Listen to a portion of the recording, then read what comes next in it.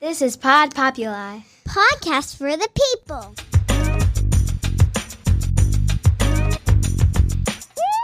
The Great Love Debate. It's the Great Love Debate. The Great Love Debate. It's the Great Love Debate. Hi again, everyone. It's Brian Howie. Welcome to The Great Love Debate, the world's number one dating and relationship podcast since 2015. I am back here in the very fine studios of Pod Populi, Podcast for the People.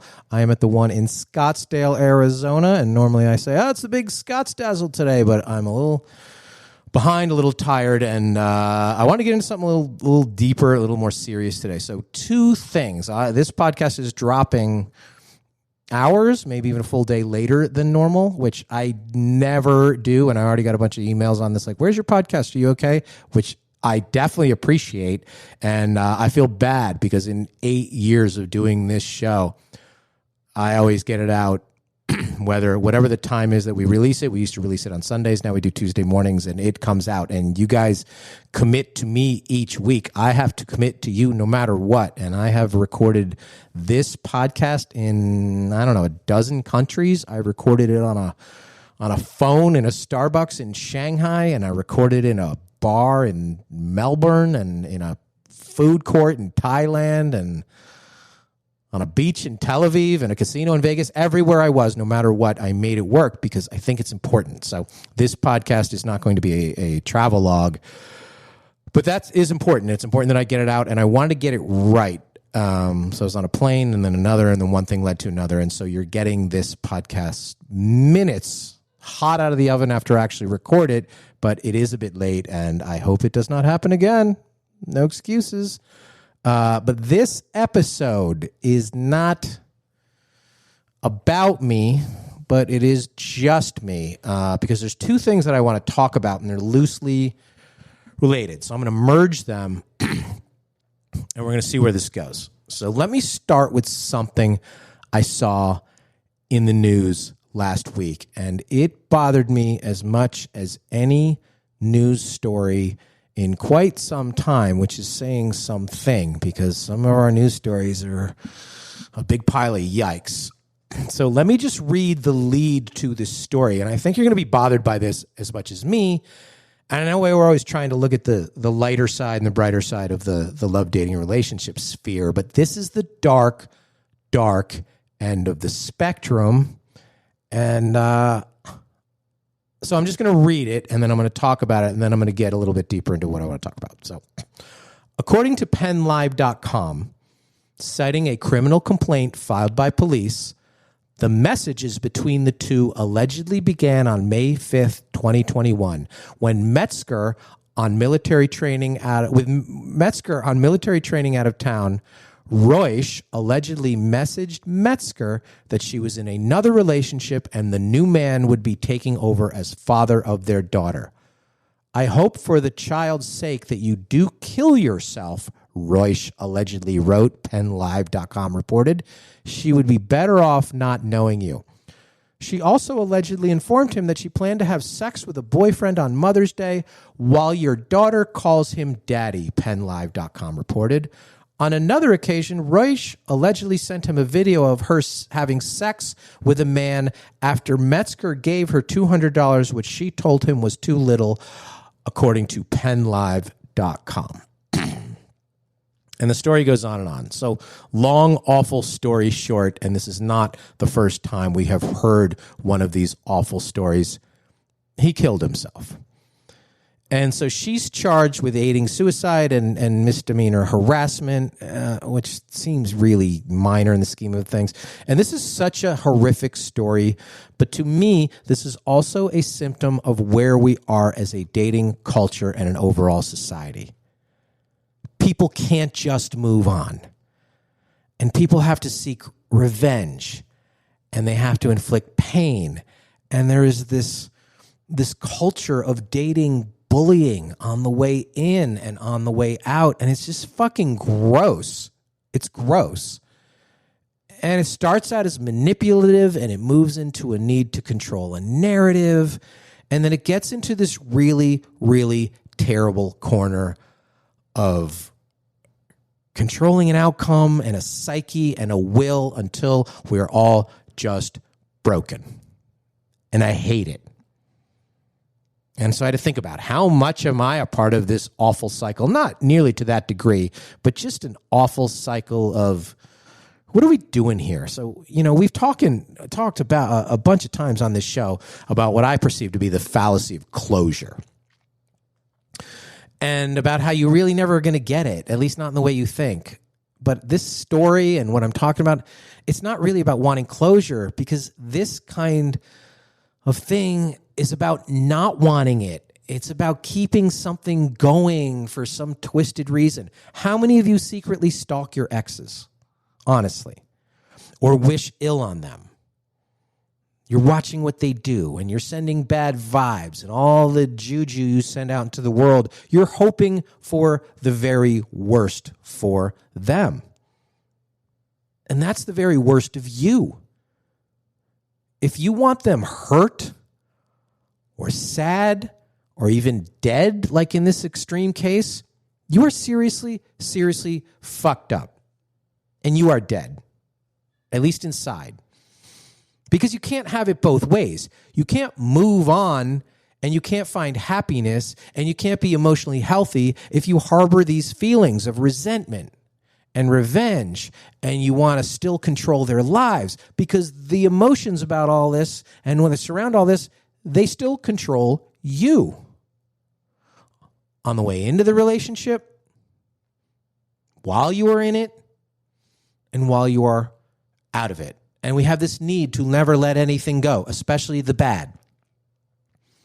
Which brings me to why this is, I feel personally about this. And no, I'm not going to say I tortured somebody to that degree or anything like that. But it's personal to me, and it gets into the handling and processing of emotions.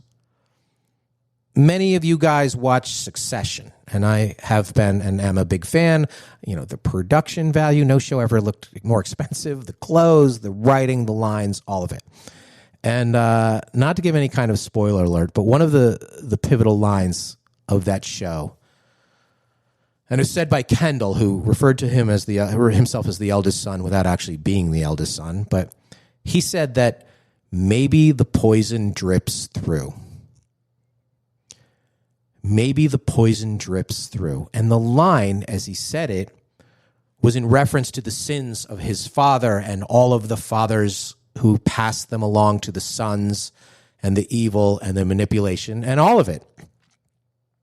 And the line really struck me, because how many of us let the darkness of the past relationships seep into the progress of any current ones?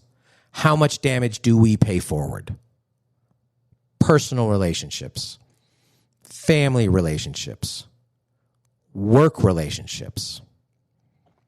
And I've spoken pretty frequently, and I hopefully candidly, about my own struggle with what I guess love, giving, receiving, recognizing, all of it. And I have always said that because I never trusted the love my parents had for each other, despite being married for, 50 plus years, that meant I didn't trust their love for me, which means I didn't trust the entire concept. You want to know in a nutshell why I never got married? Probably that. And this whole show, not this episode, but this entire podcast and tour and brand of the Great Love Debate, it's really about that. What is it? Love. How do I find it? How can I trust it? So you're like, how is this related to the horrific story that I led with? And I think it's because the pain and the poison drip through. Every interaction and every decision and every emotion for pretty much all of this is somehow couched and qualified in how much of that darkness is brought forward into your day and into your daily life. But my parents, does that mean I'm not capable of healthy love because they're not? I don't know. That seems like a lazy blame game by me. It's sort of like children of an alcoholic. Sometimes they drink a ton, and sometimes they don't drink at all. Things can go two ways, and you don't always choose your path. on anything. But I think you can certainly steer the destination. Path may vary. Could be this circuitous journey to wherever you want to go. I think you choose your destination. What do I want the outcome to be? So there's this old therapy term, I think it is. It's called hugging the cactus. And it means pretty much what it says, that you bring the most painful parts of your psyche closer to you. And you confront them for the purpose of feeling them and acknowledging them and hopefully getting past them. And the needles of that cactus have to pierce that wall. No matter how painful that is, you have to pull them tight enough that they can get through that armor that you have literally or metaphorically surrounded yourself with. So I've spoken before on this podcast about how I need glasses to read, but I don't need them for any other reason. But I wear them all the time. I always have my glasses on. It's like a signature look of mine, even though they're really just progressive reading glasses. But I never take them off. And why do I do that? Because I feel too vulnerable without them. And as I go through the journey that I think we're all on, I don't want anyone looking too deeply into my soul. And so this thin layer of glass gives me some perverted level of protection, at least in my mind. And another trick that I've used is that though I'm self-described introvert, that I tend to lead with passion. Really overtly. And whether that's in a conversation or in an encounter or in a relationship, it could be a work thing, could be a girlfriend thing. If I'm a little louder, a little faster, a little deeper, a little harder, if I can control the emotion of the dialogue, then I can control the emotion of the outcome and subsequently the interaction and or the relationship. Which, if you think about it, that is about as unhealthy and manipulative as it gets. And maybe it's a distant cousin of that terrible example at the beginning of this and any awful example you can give, because it's not only wrong, it's not fair.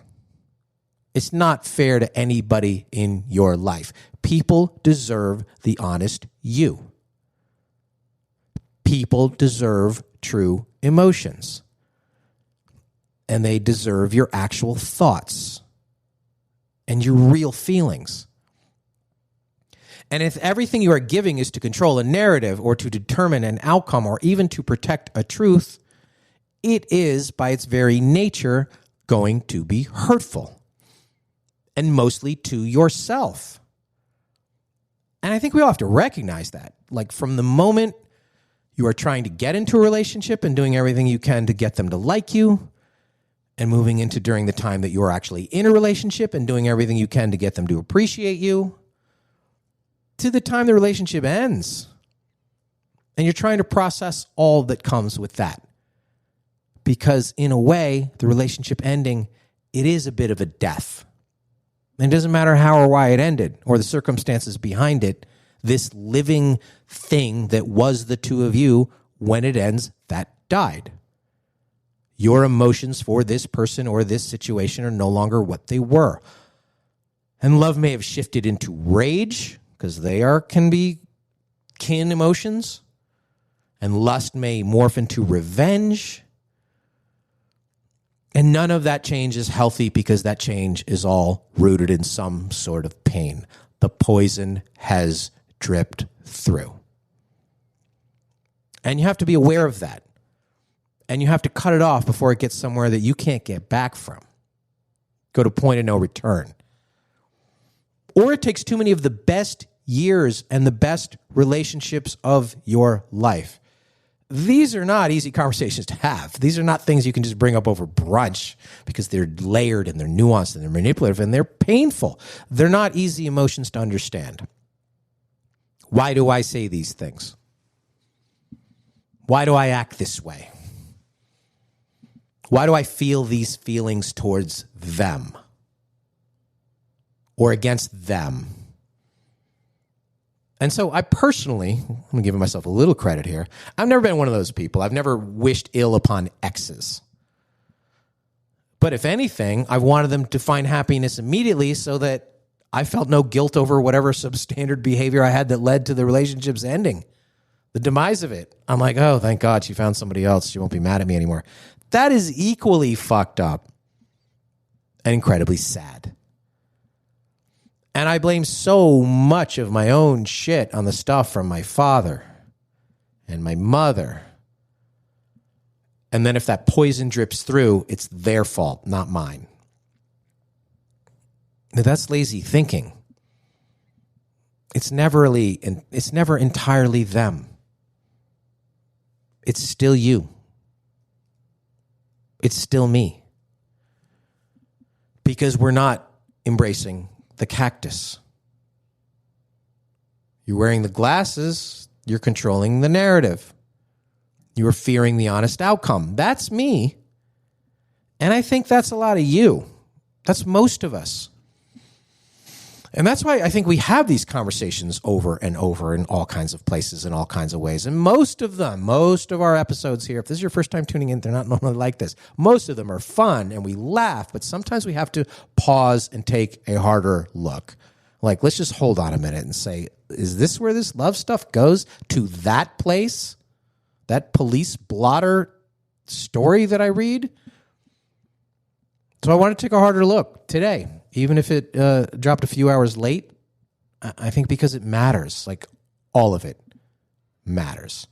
So before the darkness snuffs out the light and takes down the possibilities, and before the blame and the revenge take a tragic turn, I think you just have to take a breath and maybe take a walk and figure out what it is that you are feeling. And figure out what exactly it is and how and why you feel about that. If you feel badly, try to feel better. If you feel good, still try to feel better. And in order to feel better, I think you have to start by feeling. You got to feel the pain, the poison, the cactus needles, the past, and the present. We are very reluctant to feel or live in the present. I want to look to the future, I want to go to the past, but right here, right now. And I am just as guilty as anybody on this. I hate what that girl did to that guy. And I hate what I believe my parents did or didn't do for me and to me. But I hate that I didn't take the time to acknowledge or process any of it or my own part in it. It's playing the blame game. You did this, you deserve this, blah, blah, blah. Until now, recently, present. And that's why we do this show. We do it and we have these conversations to process it and to heal it and to grow from it, and I think to share it, because it all starts with feeling it. And once you feel it, I think it all begins, because you can put an end to all that was and couldn't be. So thank you for bearing with me on this a little late. You're like, I turned in late for this? Oh, that's so sad. I don't think so. I think there's a little bit of hope in all of this when we take a look at ourselves and what we do and how we do it and how we can do it better. So shoot me an email, greatlovedebate@gmail.com, with your own experience, thoughts, opinions, anecdotes, whatever. Go to greatlovedebate.com. I think our tickets are finally on for the handful of shows I have been talking about for probably 2 months now. But most importantly, like, share, follow, and please review this podcast. As always, your reviews mean a lot in the podcasting ecosystem. At The Great Love Debate, we never stop making love. See you next time.